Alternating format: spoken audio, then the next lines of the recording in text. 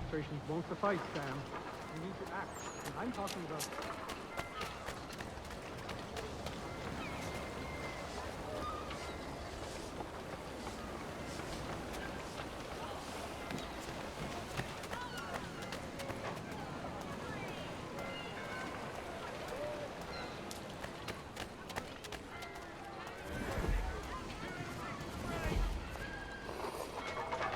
Starting out with sequence 6 on Johnson's trail. Ah, Connor. Hello again. What brings you to Boston? You. Would you excuse us, fellows? Thank you. That conversation was about to turn unpleasant. Paul Revere, born 1735. You'll have heard of Paul Revere's midnight ride, of course. He was one of several riders sent to warn Lexington and Concord of a coming military raid on April 18th, 1775. Revere's role in the Revolution was larger than that, however. He was a member of the Sons of Liberty and the Continental Congress, and a participant in the Boston Tea Party. By trade, Revere was a silversmith and one of the most skilled craftsmen in the colonies. He also did copper plate engraving, most notably the image of the Boston Massacre that depicts British soldiers firing into an unarmed crowd at point-blank range. A very effective piece of propaganda. You get very little copper plate propaganda these days. It's a dying art. Revere was also a shrewd businessman, and he went where the money was. When silver work wasn't paying the bills, he made dental tools, and when gunpowder was scarce during the Revolutionary War, he built gunpowder mill. After the war ended, Revere expanded his business into bell forging, eventually making the bell that hangs in King's Chapel a Boston landmark. Now, what can I do for you? I was hoping you could help me locate William Johnson. Of course. I'm headed to a meeting with some men who should be able to help. Why don't you come along? It's good to see the people finally taking a stand against injustice. Says the man who owns a slave. Ooh, sorry. Surrey. Surrey was a servant in the household of Samuel Adams from about 1765 onward. She was given to Adams's second wife, Elizabeth Wells, as a wedding present, because nothing says you care more like, here, have a human being. However, Adams was morally opposed to slavery and insisted that she be freed before she came to live with them. She was, and worked for the Adams family for nearly 50 years, which would be so much less fun than working for the Adams family. Incidentally, while Adams wouldn't own slaves himself, it wasn't something he fought particularly hard for during his political career.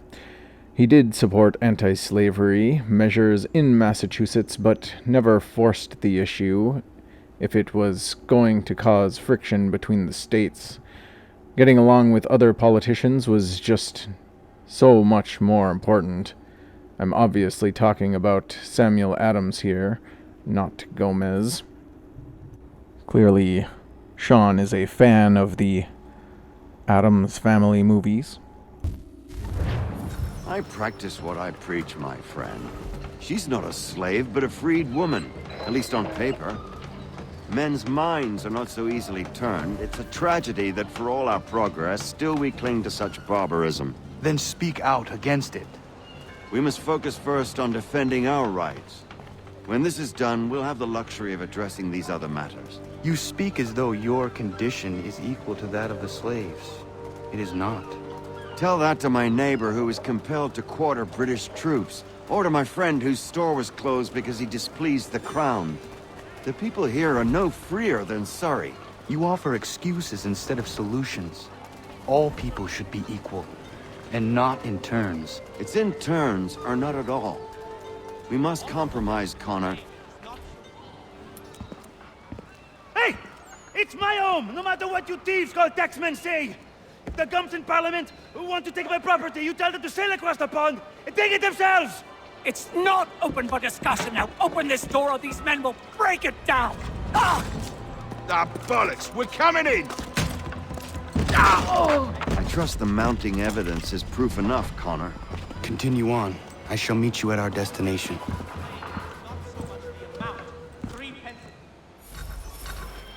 That British soldier hit the smallest window to get in. Sure, it looks big enough for him to climb into, but still, why not cover the door? Fighting on this game is hard. I'm trying, dude. There's like 4 of them. Is that all you have?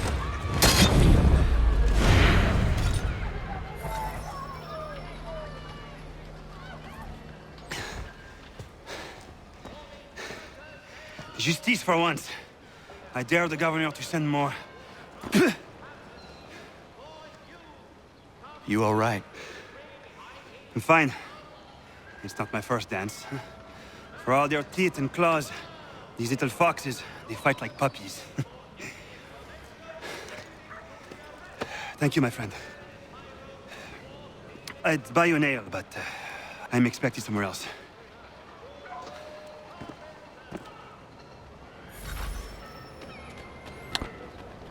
Alright.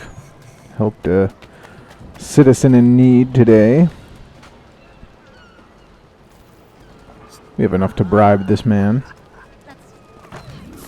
Let us go and visit with Adams again. We'll meet him at our destination. Before we get to our destination, I saw another icon on the minimap, a new one, and I wanted to go and explore it. Turns out some other person is in trouble with tax collectors.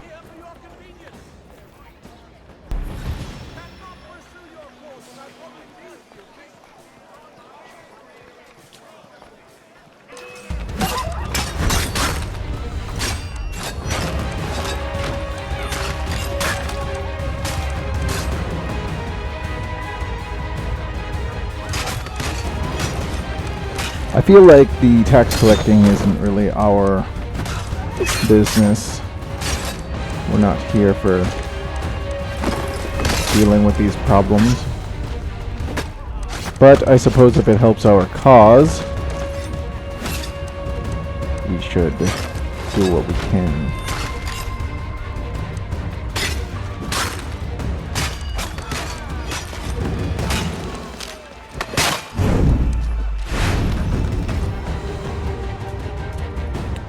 And we got to notoriety level 2 because of the actions we just took. So that fails our optional objective. I guess we can just continue on now.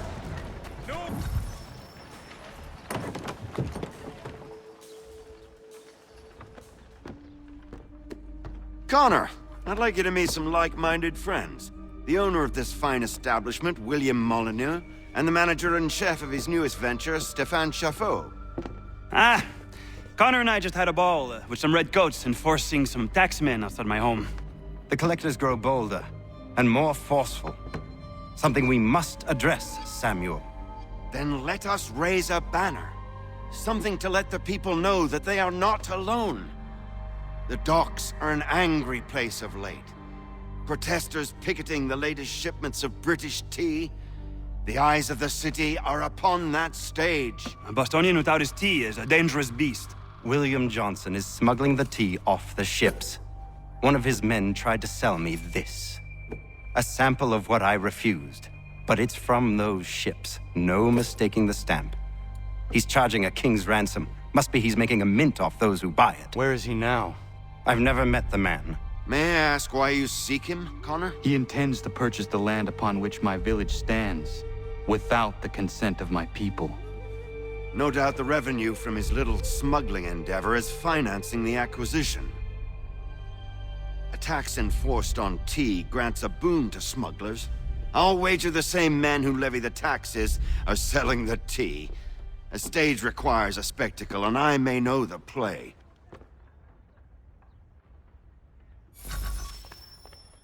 Connor, head back to the docks and see to the destruction of the tea. William Molyneux. Born 1717, Molyneux doesn't usually make the list of well-known revolutionaries, mostly because he didn't live to see the outbreak of the revolution. He died in 74. He was, however, one of the major Whig aggregators in the years before the war started, right up there with Sam Adams and John Hancock. Molyneux was a British-born merchant and supporter of the patriot cause. As far as revolutionaries go, that makes him a bit of an outlier. British-born colonists tended to be loyalists. He was Anglican as well, and those congregations were decidedly British-leaning. However, you couldn't doubt Molyneux's devotion to the cause. He was known for being something of a hothead, so much so that he threatened people with death when the violated boycott on British goods. I assume that when they violated boycotts on British goods. Again, with the... I don't understand. Who did they hire? Ubisoft hired somebody, and they were like, yeah, you can do this. Whatever, we don't care. Seems a bit extreme. He'd have a bloody field day on forums. On the night of the Boston Tea Party, Molyneux disappeared from the crowd outside the Old South Meeting House. Though almost every other well-known revolutionary leader was there, still talking to the crowd. Molyneux was, of course, supervising the dumping of the tea. For this reason alone, I am prepared to call him the most evil man in history. And of course, Sean says that due to the dumping of the tea, because he's British. Because tea is everything. You should need us. Return here.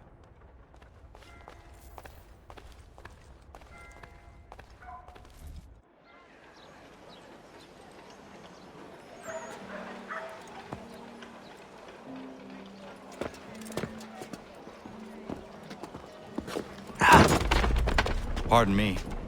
Come on, mate.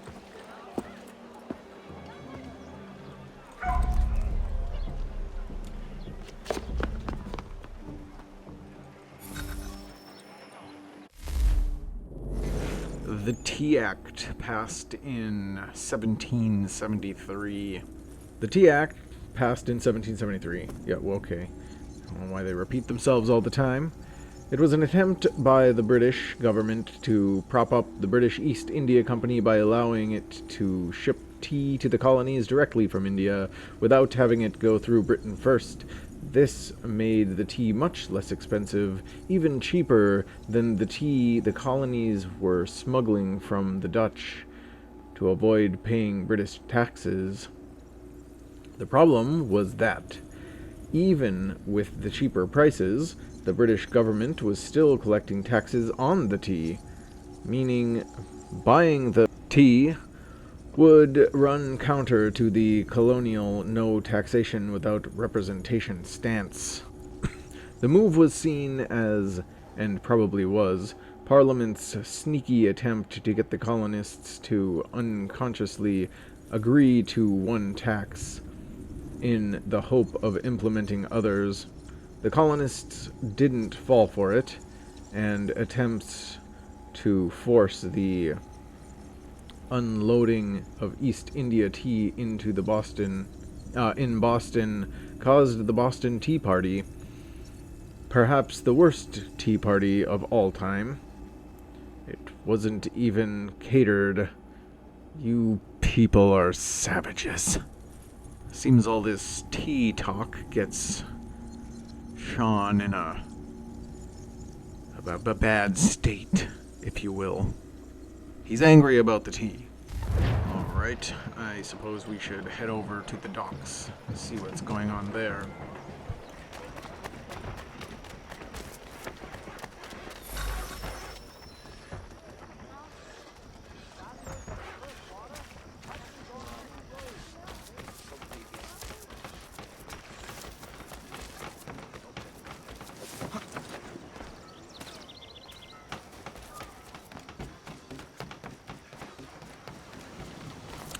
Alright, so it seems that there are some explosive barrels near some smuggled goods, and the smuggled goods are what we need to take care of.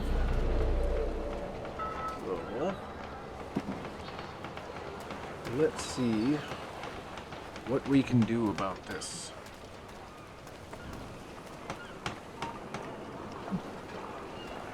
That was close. And we're noticed right away by the same guard. Should have just left the area. Hopefully we can get away and deal with this problem in a minute. After a little bit of a chase, we lose the guy following us and place our barrels near the smuggled tea. We can light the fuse and get out of there.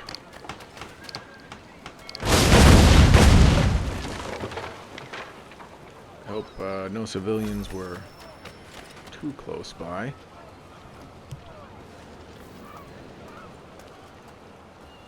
Also, the harbor master seems unfazed of, with what just happened. But we can move on to the next one. But before getting to our destination, we run into McNeil's rope yard. These buildings were used to make rope for ship rigging. Please try and stay awake. Ships at the time needed a surprising amount of rope, up to 20 miles of the stuff each, which you'll realize is incredible if you're a rope nerd. This'll wake you up. Rope isn't the real reason this place is well known, among historians, I mean. In March of 1770, one of the workers here asked a passing British soldier if he wanted a job, then told him to go clean my crap house. The soldier was so offended that he started a fight. Then he left, came back with several of his friends, and started a full-on brawl. That one insult led to days of fighting between soldiers and rope workers, leading right up to the Boston Massacre. The relationship between the British and Bostonians at the time was a little tense, to say the least. History does not reveal if that worker ever had his crap house cleaned, but it seems unlikely.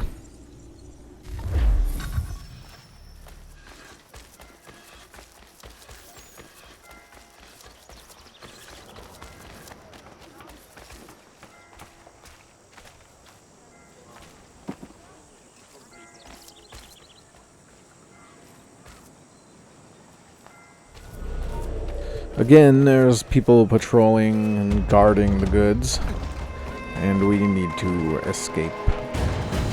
After making quick work of these gents, we can light the non-existent barrels, or I guess plant something. It appears to be a small grenade of sorts. Makes just as good of an explosion as the barrels did. Moving through the shipyard, we can get to the next objective. Again, we'll have to deal with the guards, or pass by them quietly, hopefully. Alright, let's see what we can do. No guards on this side. They're all facing the opposite direction. This might be our chance to finally get through this without being detected. There's already a barrel near this T. Oof, there's guards everywhere. Come on. Perfect. Now let's get out of here. While running off to our next objective, we get a database entry. The Crown Coffee House. The name of this place is somewhat misleading. It's likely that this coffee house sold more wine than coffee, since coffee was only just becoming popular. I know it's hard to imagine a time when people didn't enjoy their morning cup, but there you are.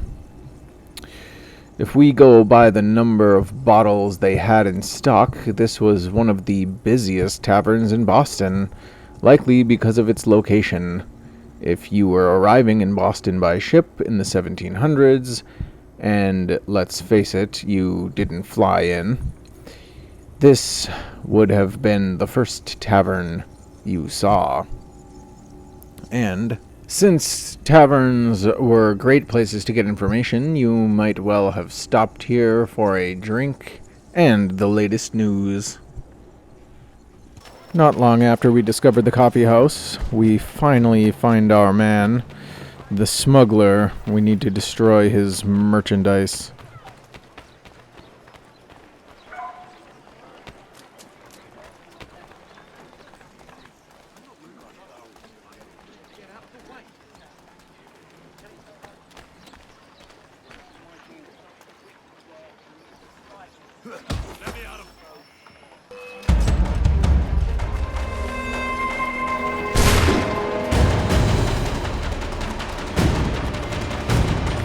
Talk about shoot first and ask questions later. These guys do sure take their tea seriously. Now we just need to get out of here. After losing those guards, we can get back to Sam Adams.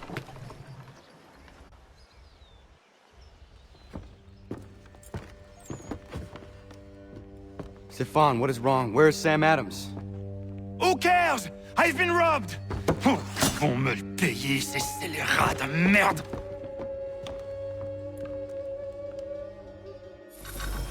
Where are you going? To get back what's rightfully mine.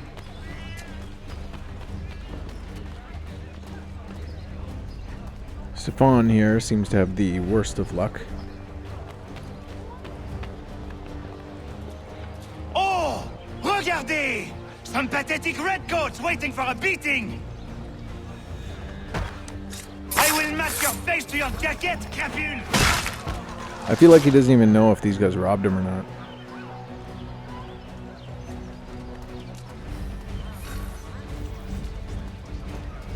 Ces coquins me prennent mon père au Canada et voilà qu'ils me ravissent ma propriété ici. Il suffit.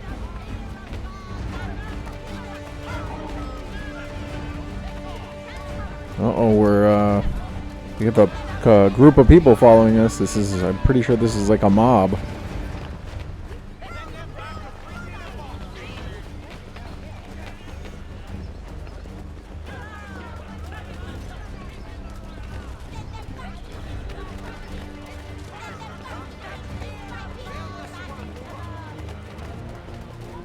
We are not English! We are not the king's men! We are free! But the king sends these redcoats to push us around! They are not our masters! This is our city! Let's show them who owns it! It's time to fight!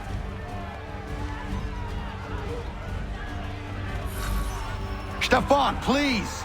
Stop and listen to me! I've listened for long enough. They come into my home and take my things?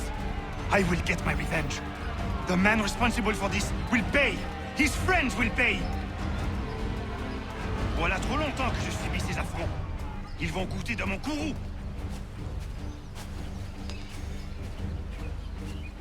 You looking for a fight, Englishman? I'll give you what you want.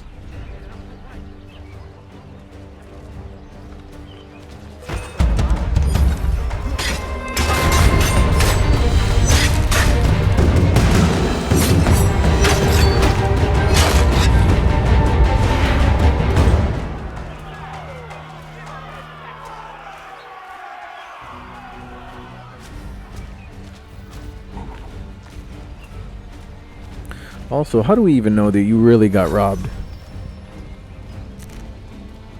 This could all just be a plan. Your plan to start things with the British. Maybe I'm a loyalist. Hey, Redcoats! Your king!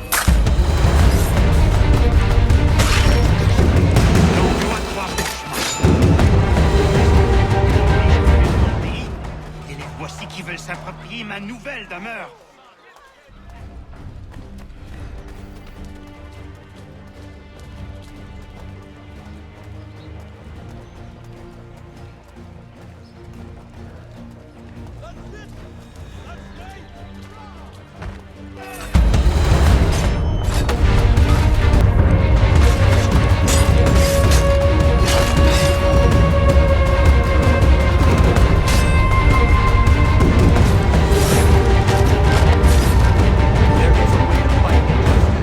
This is not it.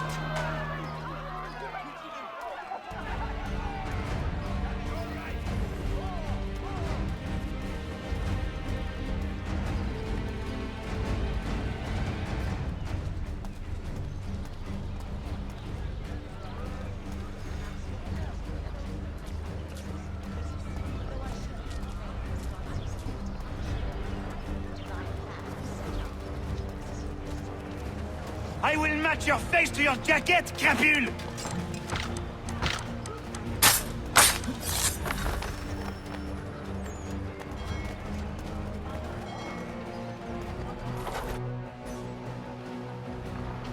Destroyed?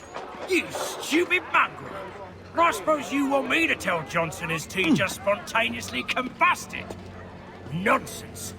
Someone's responsible for this, and you will find out who. And if you can't, I'll gut you and find a smarter mongrel who can. What do we do? Create a window.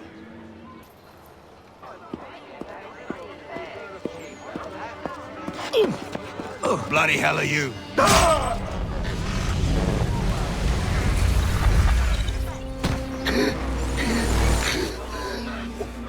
Why? You have no right to rob people blind. By decree of the British Parliament or not. British Parliament? I work for William Johnson. Johnson? End his suffering cleanly. Please.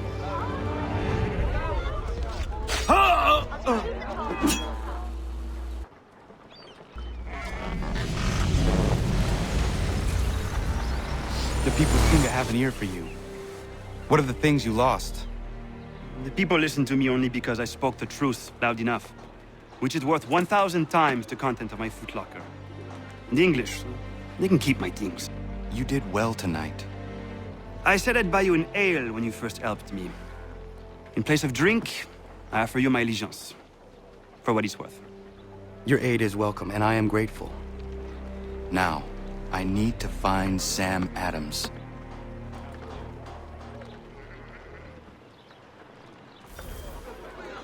The angry chef is done. Okay, so again, he's like, you know, what did we take? What did they take from you? And he's like, they can just keep them. He never told us what they were. You know, that could be. I mean, it's a pretty good bet that he was, you know, they just came in and took stuff, but I don't know. People back then, they just wanted to start something that they could get away from the British. So, yeah, I don't know how much we're going to assume that he's telling the truth, because he's one of our assassin recruits now, but come on. Can't tell me it doesn't seem a little shady. I mean, if he was that upset about all of his stuff, he would have told us so we could get it back for him.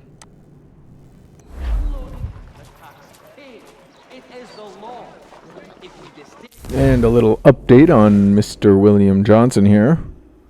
Let's see, what do we got? Alright, here's the update. In addition to treaty negotiations, Johnson was in charge of recruiting and leading Iroquois fighters during the French and Indian War. He only fought in one battle, but was rewarded handsomely for his service. 5,000 euros and a baronetcy That was a little above average for most people involved in that battle. A baronetcy is kind of in between being knighted and being a baron.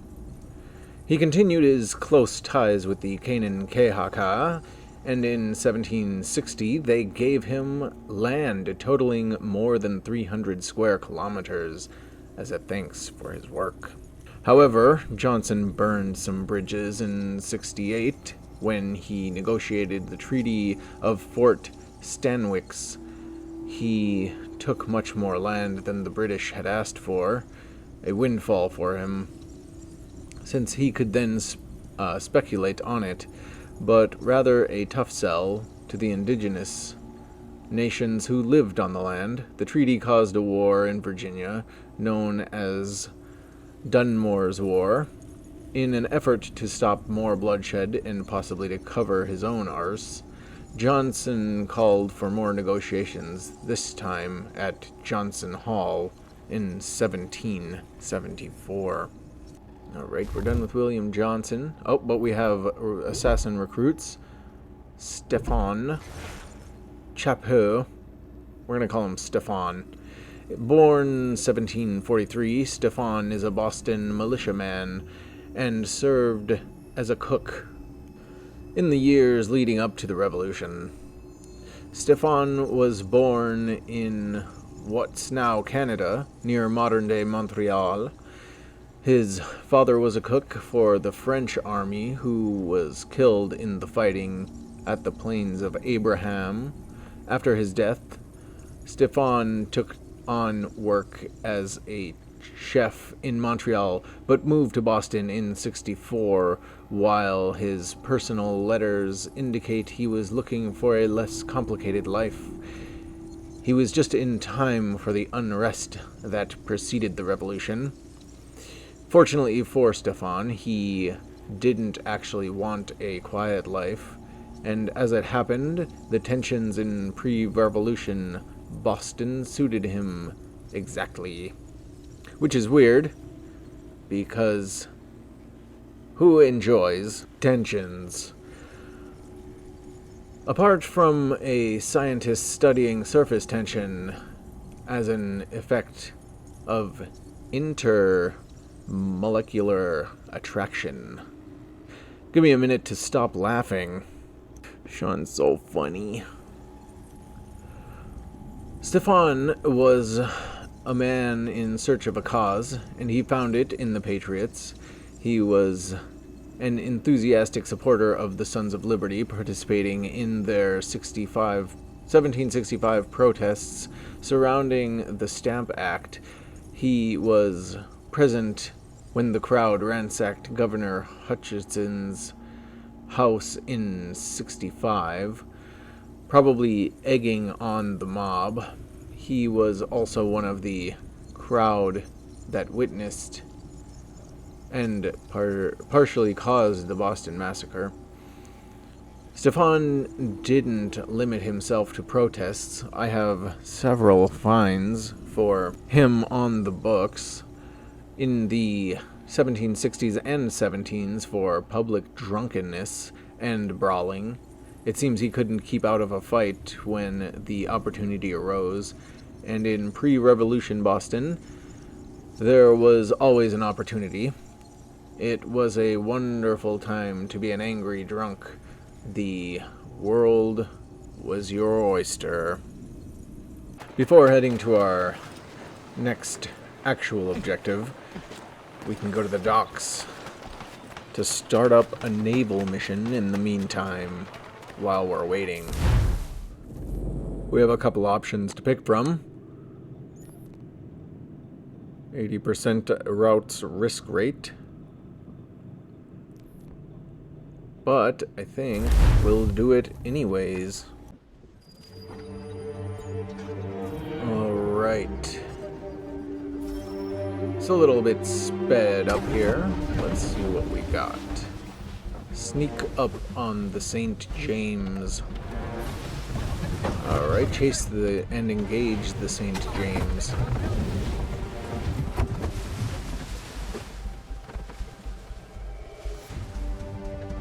Seems easy enough.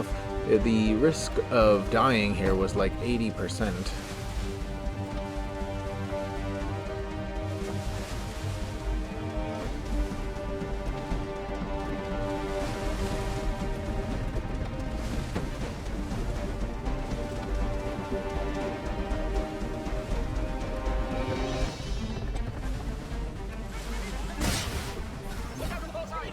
Oh, looks like we have lots of guys here. That was a good hit. Come on, swivel cannons. That's a good shot there. Be on that side. Oh yeah, there we go. That's a good hit. 6 of 13.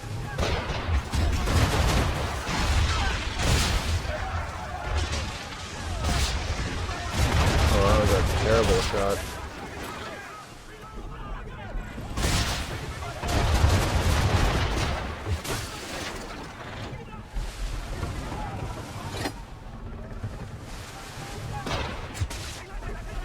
I don't want to waste too many shots here.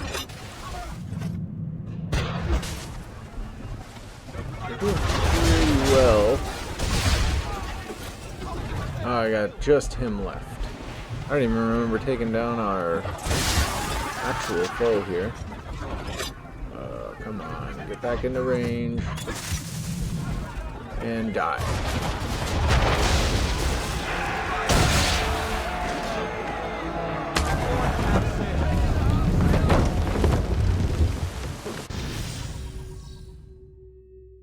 And with that, we complete Dread of Night.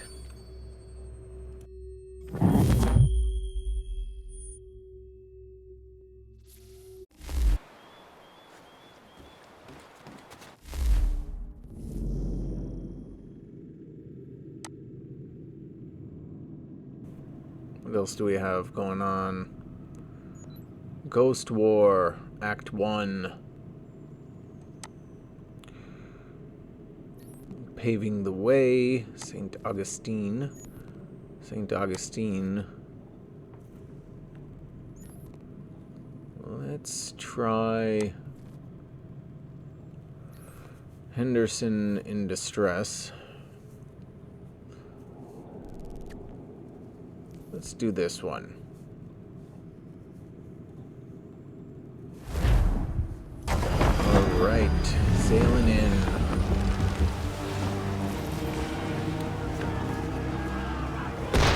Oh, and okay, somebody's attacking here. There's red all over the mini-map. It appears that our friend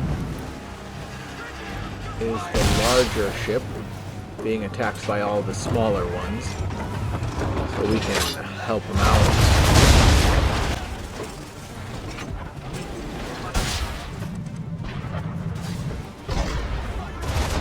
I feel like the only reason they need our help is because they're so slow, because they're so bulky. But other than that, they have a large advantage when it comes to weapons and, you know, durability, probably.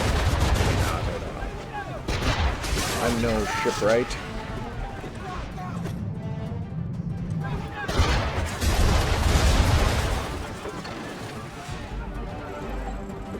That was a good shot, huh? That, I think, is it. Henderson in Distress is complete. Moving right along, we can just continue to do these. What do we got here? Paving the Way. Yes, I would like to start.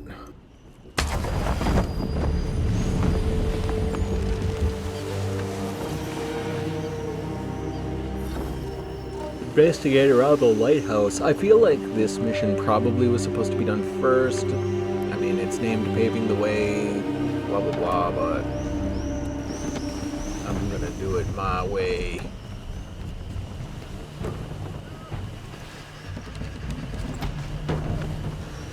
But yeah, let's do as it says.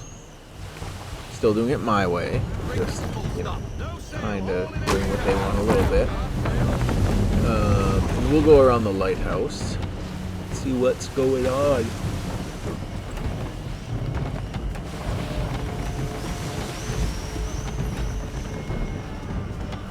cutscene. What do we got?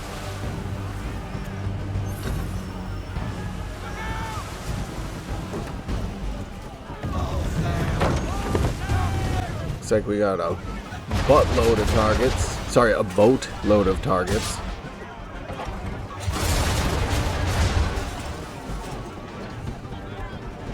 I suppose it'd be good to just kind of let them come to us. Swivel, thank you, and get these guys within range. Fire, please. Oh, that ship was in our way. And there you go, now you're done. No? Perfect. Oh, apparently I was supposed to ram them. Either way, we're done. It's time to move on. Now we'll see what this one is. Is there any more? The Chase. That's Boston. I think the Chase might be one of them, but I can't tell. And what do we have here? Alright. The Ghost of War. Track down and sink the Windermere and its fleet. Let's do it. Ah, yes, a deserted island. A mutiny. Ooh, sea turtles. Tied them together using my back hair. There's no cliffs. Just rocks, you idiot. Tell me what to do again, and I'll throw you on the island. Nice little fog going on. Alright, I ended up having to leave and come back. So we're gonna see a little shift here. And I kind of skip over traveling over here. And we get pretty much straight to the action.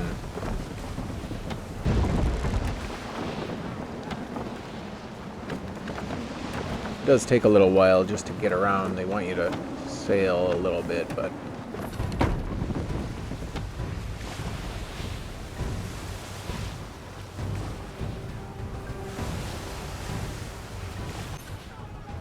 alright, let's take these boys down. It's got kind of a large fleet of schooners here.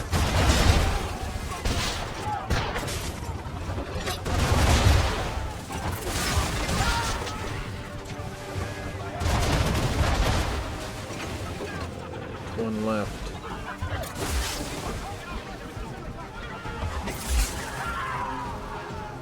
Put out that fire.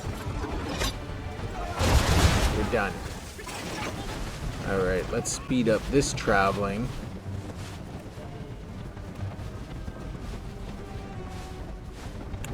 Nice little travel.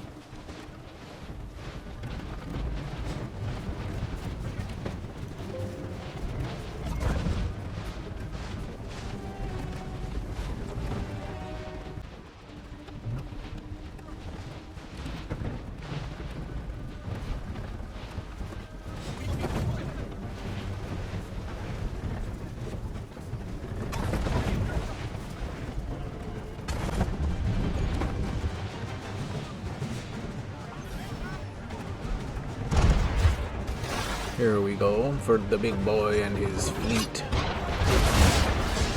I guess we should focus on him. Yeah, get some, dude. That's a good shot. Oh. Get wrecked. Get wrecked, noob.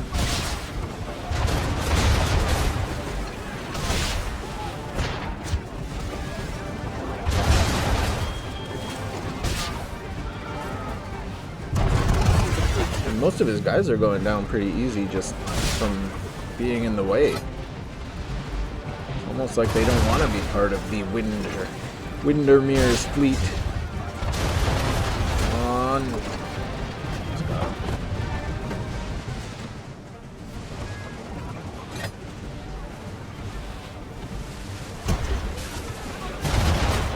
Not really in our line of sight. He's a tough cookie to crack, I'll tell you. Come on. Oh, he's gonna ram us. Get him, boys. He's right there.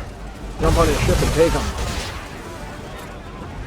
That's we're not good enough for that. Yeah, good hit.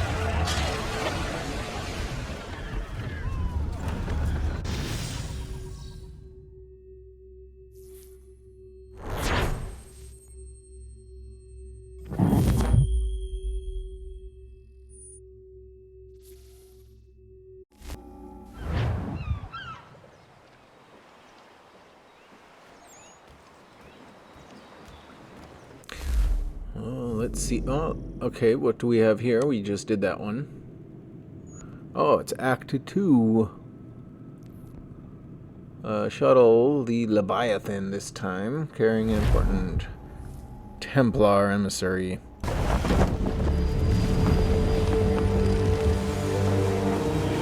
Little midnight. Is this the same exact place? Kind of looks like it. Little midnight voyage, though.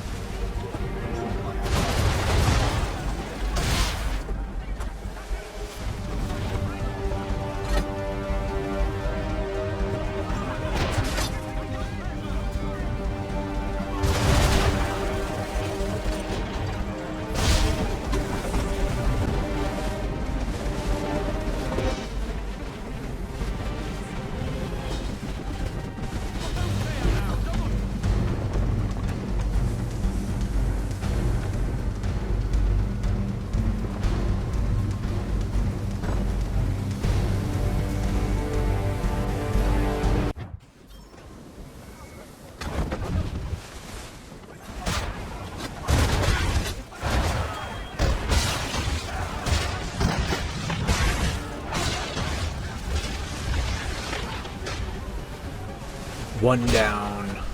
Oh, 2 down. Killed the other guy too without even looking at him.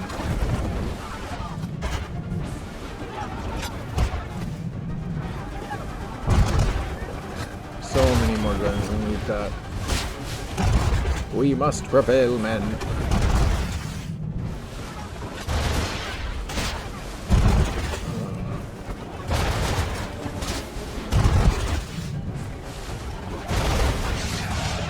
Yeah, we got him. Alright, next. Let's talk about some treasures. The runes at Zeros. We're gonna get a sword. A swad. Zeros.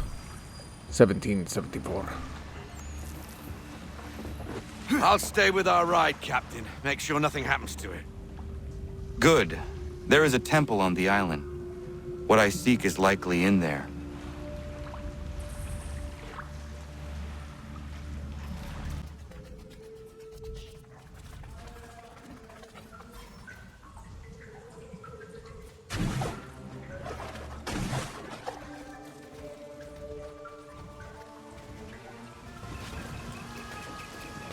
No chance of staying dry today.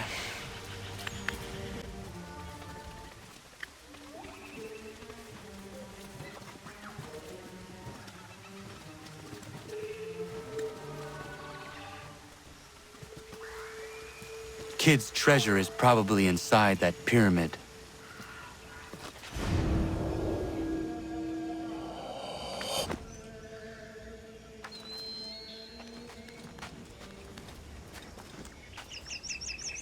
There must be an easier way. Zeros. The Mayan city of Zeros sits on a hilltop overlooking Chatumal Bay. In the late 17th century, this is Spanish territory, though it will become part of the British Honduras and eventually the independent nation of Belize. Of course, Zeros itself predates all that, It was founded sometime around 350 BC, when it was an important trading center for ships traveling up the coast. In its heyday, about 1,100 people lived there. That may not seem like a lot, but the stonework in the area shows the city's prominence. The architecture features stepped pyramids, stone carvings, temples, and get this, 2-ball courts. Now, we're not clear on the rules, but from the location of the courts, it seems the game was important and deadly. Murals at other similar sites show the winners beheading their opponents. Maybe that was their version of trash-talking the other team. Or maybe not. And I thought Americans took their football seriously.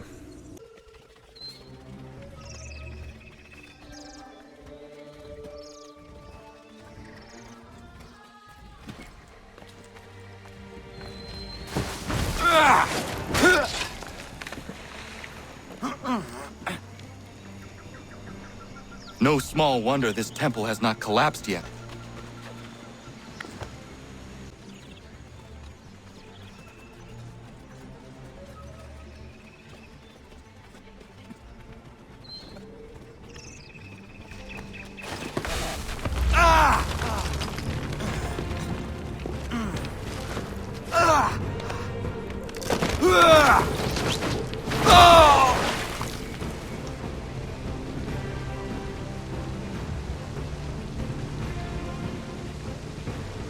I need to find a way back up to the treasure room.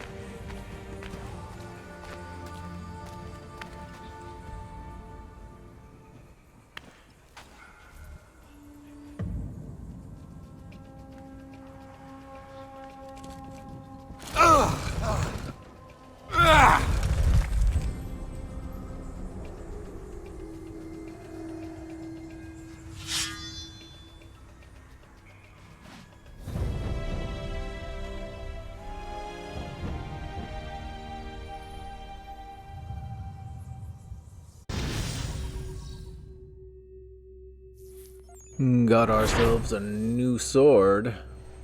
Looks pretty sweet, little serrated edge on the back there. Next we can do the chase. Investigate services off of the coast of Martha's Vineyard. East Coast, 1773.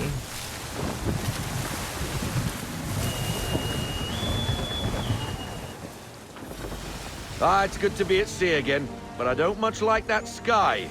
Even a pretty sunrise is a bad omen to you, Mr. Faulkner. Where are these raiders? By guess and by God, an easterly course toward the coast. Miss Mandy reports of some British boats gathering somewhere in these rocks, threatening the vineyard.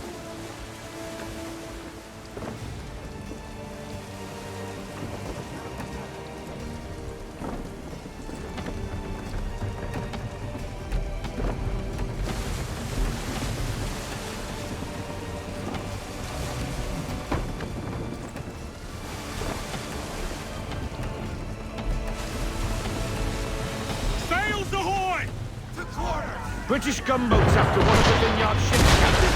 We must protect her.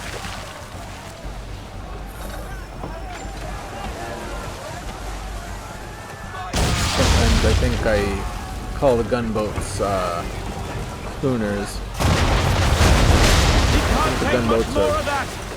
We I need to think- keep the gunboats off until she reaches the vineyard pier. Okay, I got it. They kind of look the same, so I don't know. Maybe the schooners are a little bigger. Get after them, sir. They'll have her before long.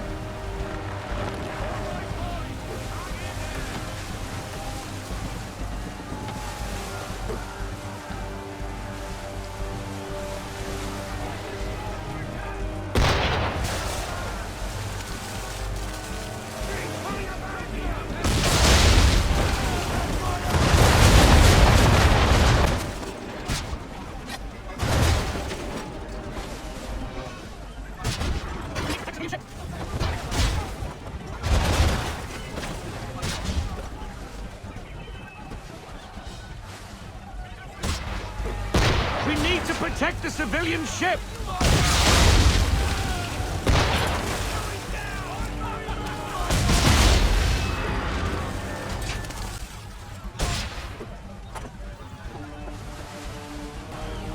Mines, Captain! Mines, Captain. Destroy them or use them to our advantage. Either way, avoid the blasted things. To our advantage, how? Shoot the blooming things with our swivels when our targets get too close. Aye, aye.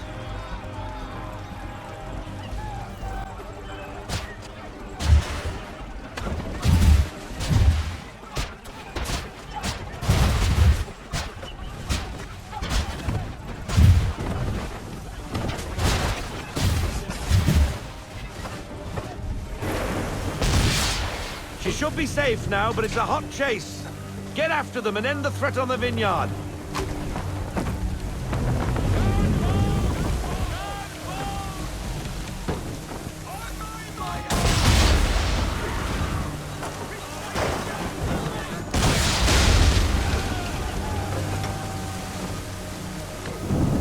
They veered north. Not there, but an abandoned fort.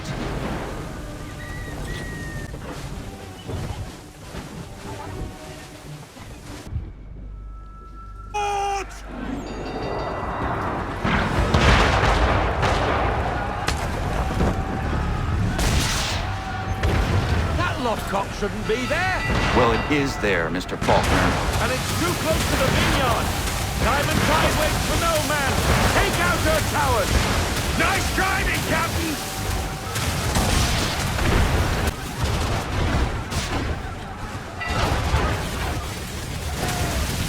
Locate us with you in the helm, sir! We need to dodge those borders! Take care of this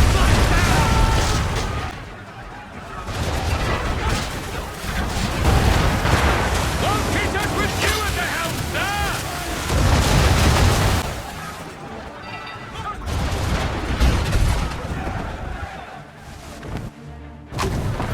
That fort won't be troubling anybody no more.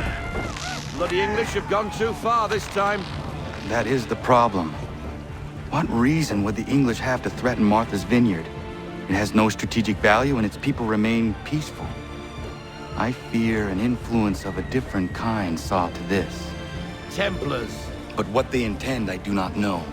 Your orders? I need time to piece things together. We set a course for home. Aye, aye.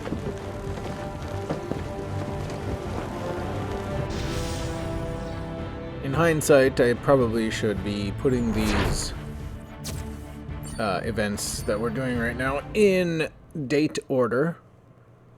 But, you know, I'm not gonna. Alright, the last one here for now is this treasure, it looks like. Right there, Fort Walcott. And we're gonna infiltrate that and take the treasure.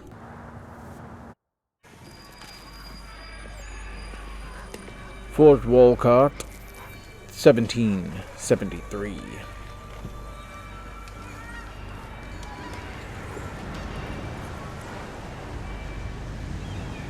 Fort doesn't look as abandoned as it should. Looks occupied as can be. I will need something to draw their attention then.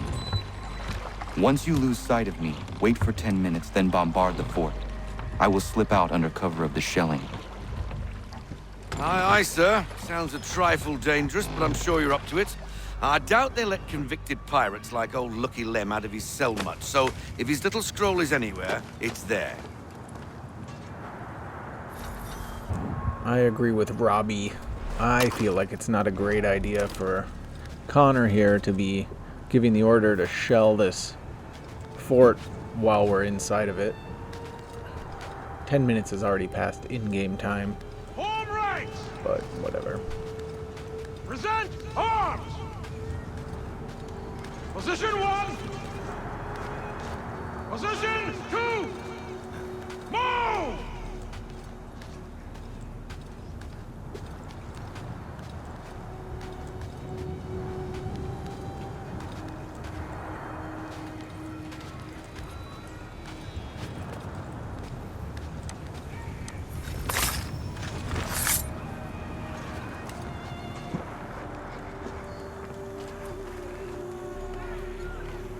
I will have to circle around to avoid the courtyard.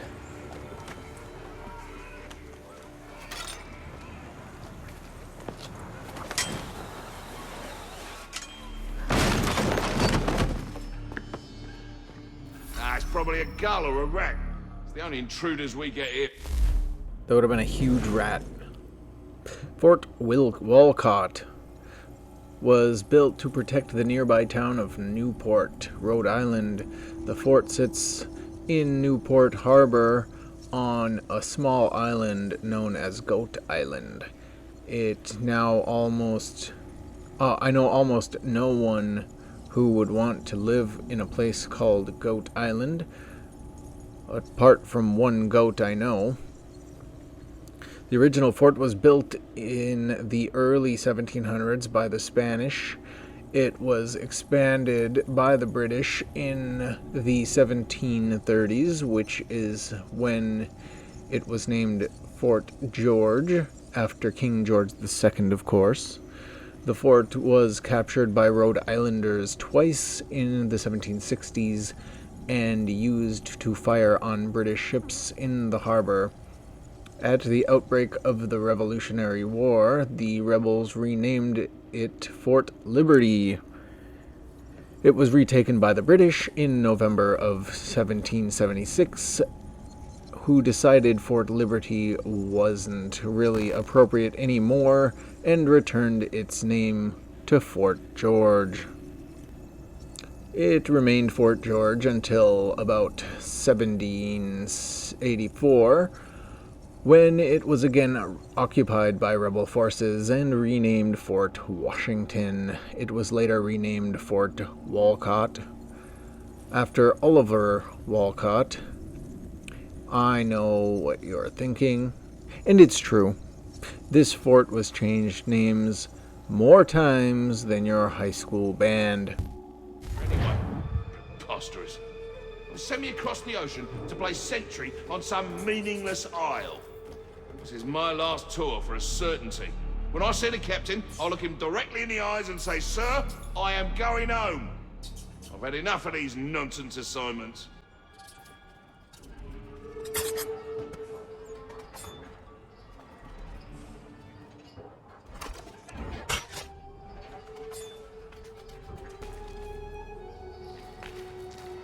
Who would ever attack this fort, I ask you? Nobody. No reason to. They sent us here because the captain did something wrong. Like what? Buggered if I know. I wager he buggered something. Come off it. And keep watch. Yeah.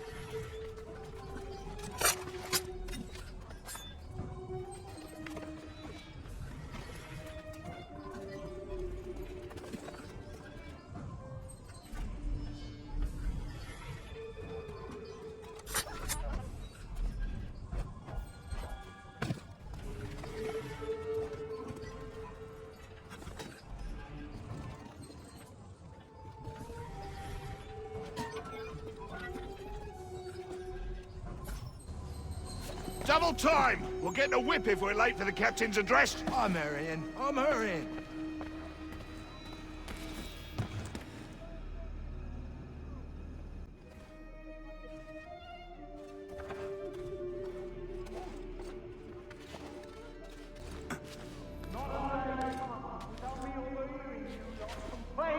Of its assignment. The fort is meaningless. Command is punishing the captain for what happened in Poland. I have had enough! We are here under orders, I need not remind you, to hold Fort Walcott against the rebels at all costs. And that is all that need concern you. You are not trained to comment on strategy, nor are you aware of rebel movements. So put a stop to it. The next man I hear questioning the validity of our post will receive 10 lashes and 7 days in the old dungeon without rations. Is that clear? Yes, sir. Yes, sir. Check the dirt sheet for duties and details for the coming week. B Company will be in drills and without rum rations until they properly execute formations 2 and 3. Such sloppy marching will not...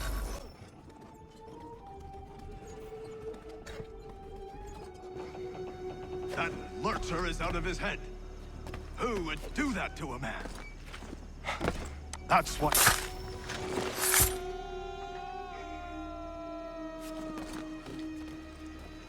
Jackanapes deserved everything he got. We won't tolerate such behavior. Let that be a lesson to the rest of you. He didn't mean anything by what he said. You're getting soft. I just don't think it's right.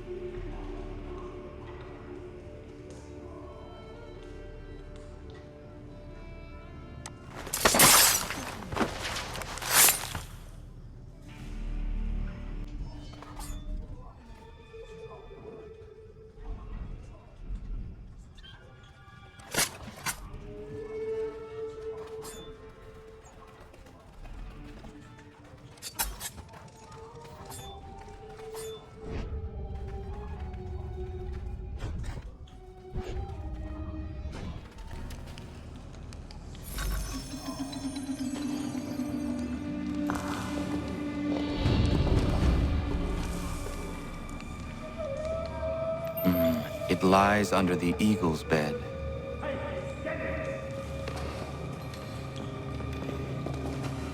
Let's see what you got, rebel.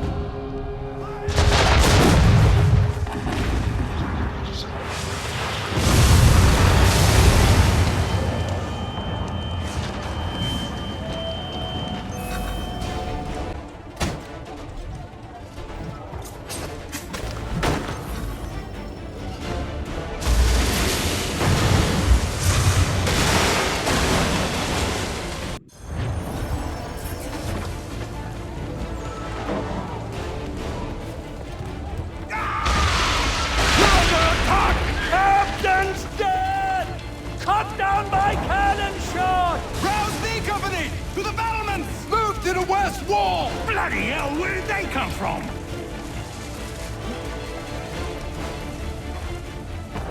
To the armory! Who's in command? Form up! Form up!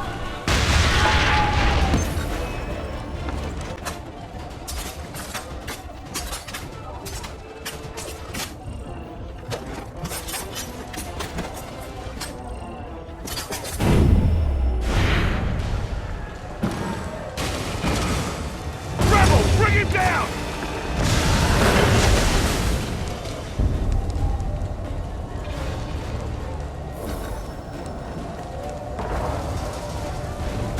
I must move swiftly.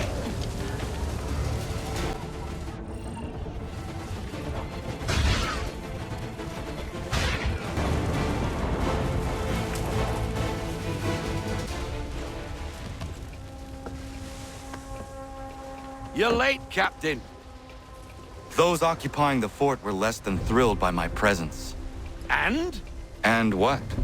The damn scroll, you muckworm. Was it there? That it was, Mr. Faulkner. And with that, we get our scroll from Fort Walcott. And It is 10 minutes past the hour, which I try to keep these at, but we finished up the naval missions. I'd like to thank anybody for watching. If you did, please like, subscribe, do the unlikes, do the comments, and do more comments. And we will see you next time if you're watching. Thanks and goodbye.